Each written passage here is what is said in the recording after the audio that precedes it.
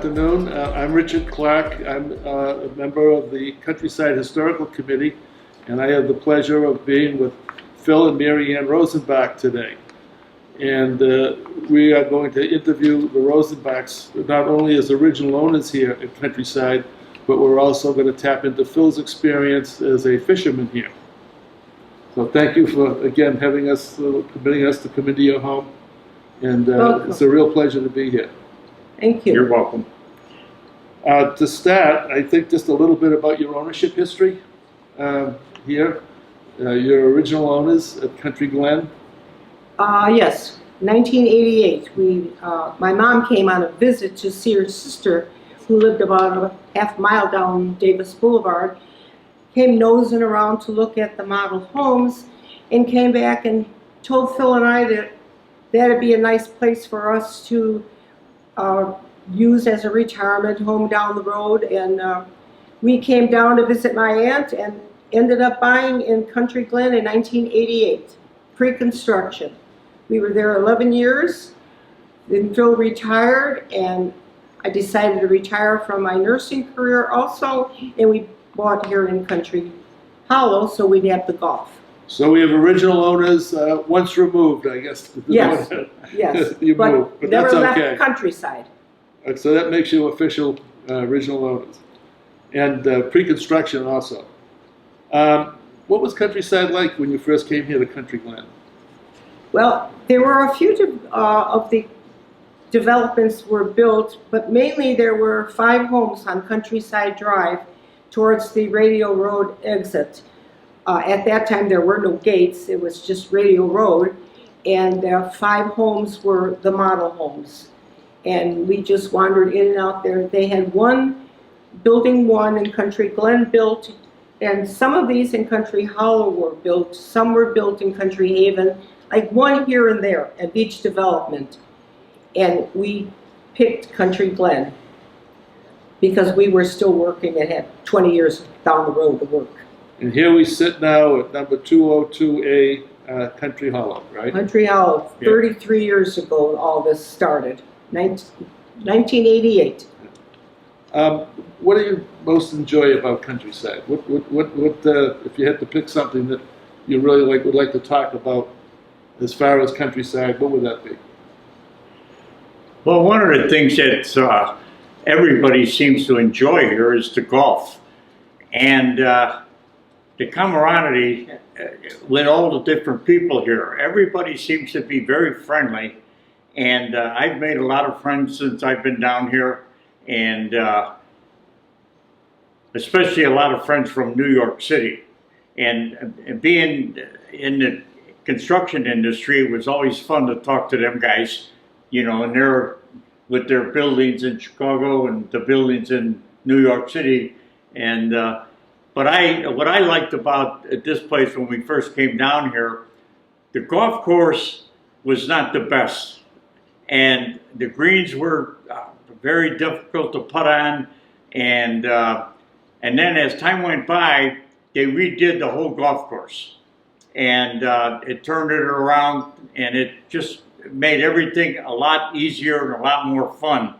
And then time went by, and then just recently, we just had this place redone, and it's even better than what it was before. Everybody I talked to enjoys the new construction, enjoys the new golf course.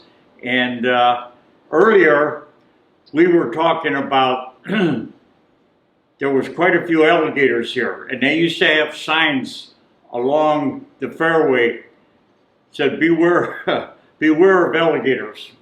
And that was, I think a lot of people were a little reluctant to play as much golf as they do now.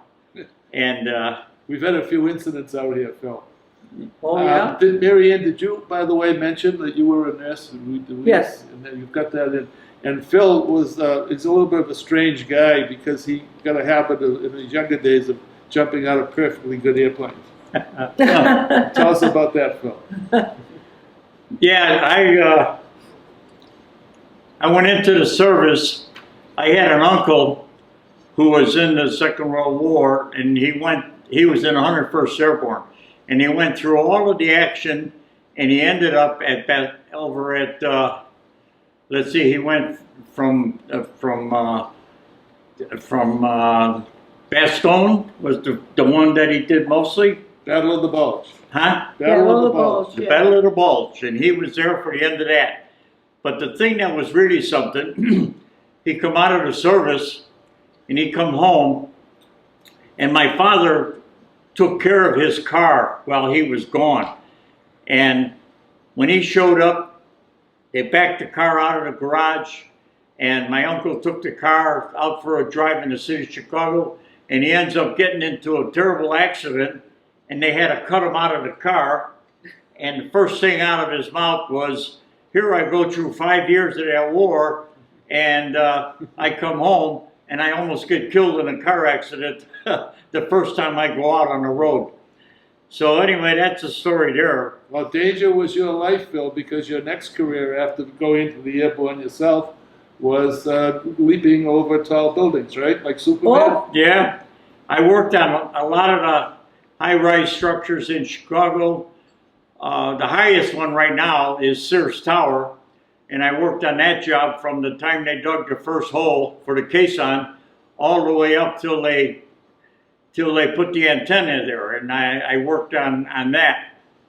One of the things that was really a highlight of my career was there were 10 of us, and we went down to Antigua in the West Indies, and we put up a tracking tower for the Apollo moonshot, and that was, we were there for almost 3 months. it was 1968.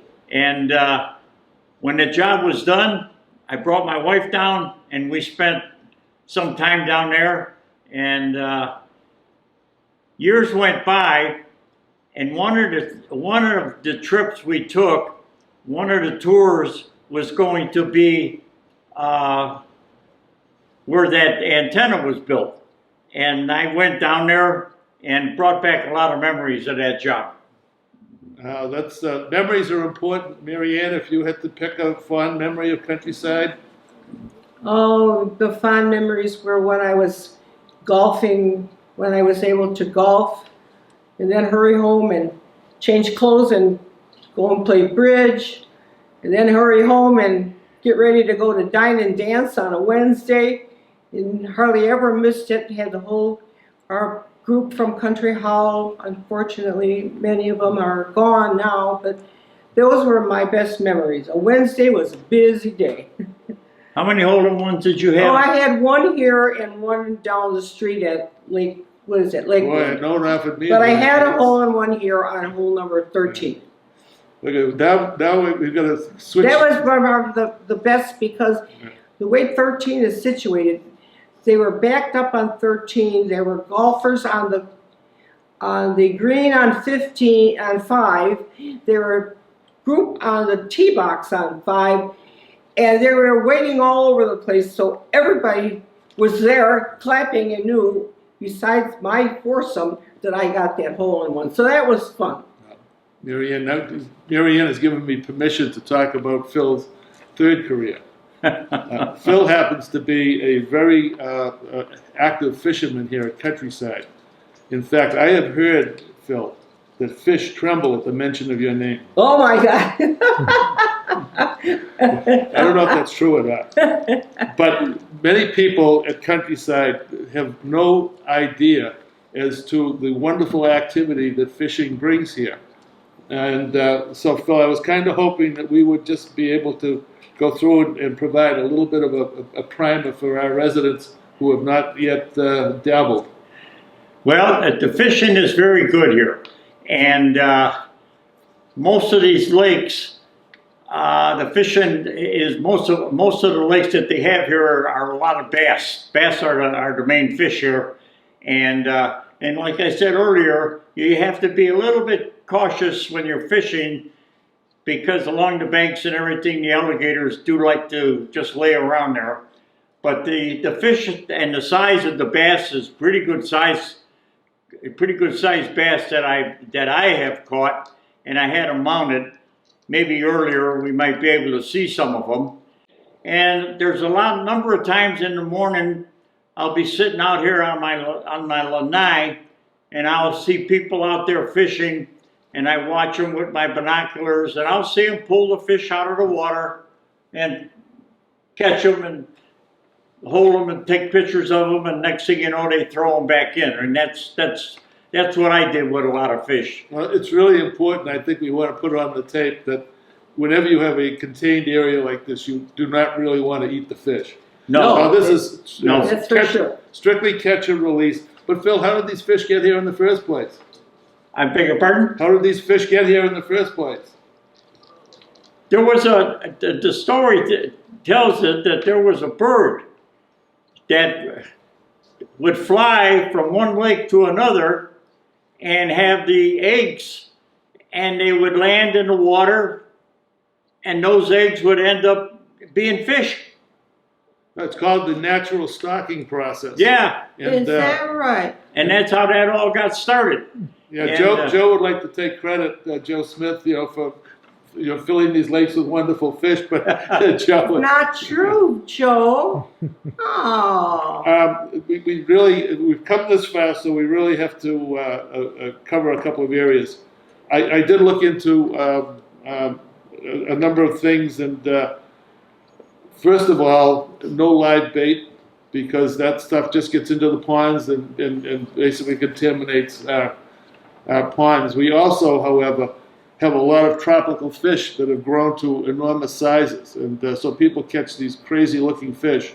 And they may not have been released here at Countryside, but again, this process of water birds going into the ponds, fish eggs float attached to the legs, and you will find fish in some crazy places in this world, and that's how Phil, recognizing that we don't use live bait here, what kind of artificial lures or items do you use to attract these fish? Well, they have plastic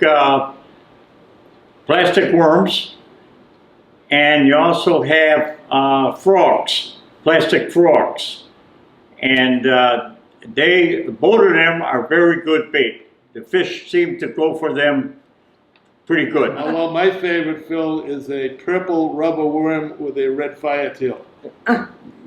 Fished on the surface with 6-pound test line, and by the way, don't use lead here because the birds ingest it. Yeah, right. Oh. That's right. So we can't do that, but you fish on the top with some of these rubber devices, and just having a swivel and the rubber device, if you use 6-pound test line, to be able to cast out as far as you need to. Interesting. Yeah. Okay. And that makes it a little bit more fun. And also, Phil talked about earlier, I guess we didn't talk about this, the golf course. You don't fish on the golf course. And the white stakes, the outer bound markers are at least a very helpful guide as to what's golf course and what isn't, because there are a lot of places here Yeah. that you can fish without impairing or breaking the rules. Yeah. They have the rules. Most of the time, you don't want to. If you catch a fish and it doesn't look quite large, then the best thing is just to take it and throw it back in the water. And I remember one time I caught this one fish, and one of the workers from the golf course said to me, "Boy, that's going to be good eating." And I said, "No," I said, "I don't eat none of my fish. Everything I catch, I throw back into the water, and if I see something that I want to mount, and then I'll mount it." Phil and Marianne, I hope you've had as much fun as I have had here, because again, I'm an original owner also, and I do fish, but not as well as Phil does. And, You sound pretty worldly about them and, fish there, Richard. So again, thank you for having us into your home. And, Our pleasure. And it's been a delight. Thank you very much. Thank you. Thank you. Enjoyed having Thank you you, here. Joe.